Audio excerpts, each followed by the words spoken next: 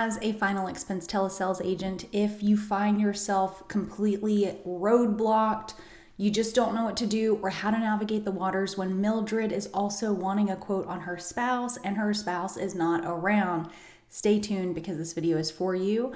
I'm going to tell you some tips and some tricks that help me navigate those waters. But first, if we have not yet met, hello and welcome. My name is Ashley.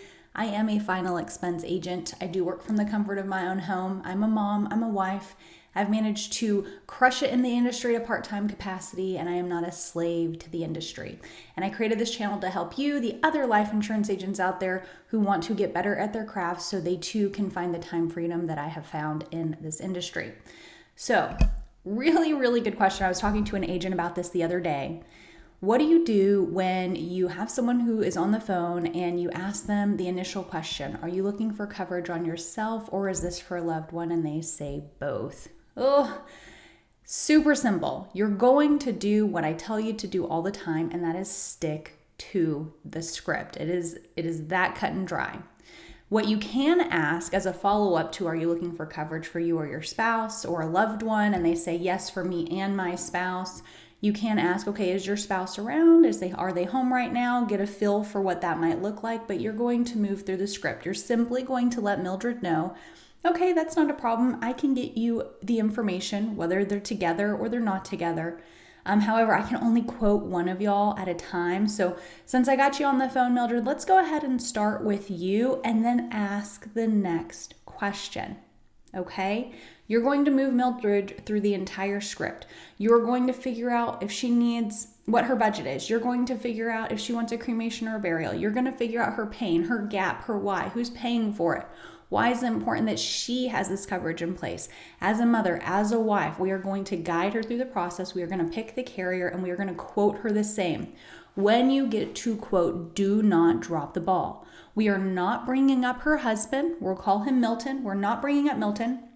What we are going to do is we're going to guide her into an application. So we are going to ask the question, which option do you feel as a wife gives you the most peace of mind that you wanted to see if you could get approved for it? Let her pick. Okay, that's not a problem. You are going to be the owner and the payer on the plan, and the X amount of dollars for X amount a month is something that you can comfortably afford, correct? Okay, gotcha. Your legal spelling of your first name, was that M-I-L-D-R-E-D? Okay, I gotcha. And then you move forward. Don't bring up the spouse unless they bring up the spouse. If they bring up the spouse towards the end, because sometimes if they do, it'll be right when you give them a quote. You'll ask them, solidify which option that Mildred wants. And when that happens and she's like, yes, but I still want to see what it is for my husband. I like the $10,000, but I still want a quote for my husband to be sure. That's not a problem, Mildred. I can get that information. Let me go ahead and save all of your information, because once I back out of this quoter tool, nothing gets saved. And then I quickly will copy and paste everything in toolkits, get the date of birth, get all the medications, my 3 quotes. I will literally copy and paste it into the notes section of my CRM, and I will put Mildred's name at the top so I remember the entire breadth of everything I need to know about Mildred, okay? Then I will go back and I will say, okay, let's go. And I go straight into underwriting. Husband's date of birth. Is he a smoker? I already know the banking information. I ask all the underwriting questions. I pick a carrier and I quote. And I ask the same thing. I stick to the script. You don't have to rewrite the script. Just stick to the script. So Mildred, just as a wife, knowing what this will do for your husband and how it's going to be there for you, which option do you feel gives you the most peace of mind that you wanted to see if your husband could get approval on? Oh, actually, I like the $10,000. Okay, and the $10,000 that you were looking at and the $10,000 that he is going to be getting approved for, is that comfortable and affordable for y'all each month?